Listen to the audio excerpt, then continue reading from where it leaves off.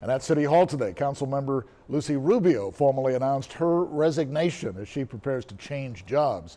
Rubio, who represented District 3 on the council, is leaving the council to take over Justice of the Peace Precinct 1, Place 3. Rubio took a few minutes today during the meeting and thanked her fellow council members for their help with projects that she said she felt were important, especially the opening of Fire Station number 18 and the opening of West Haven Park. Rubio will be sworn in as the new JP on November 14th.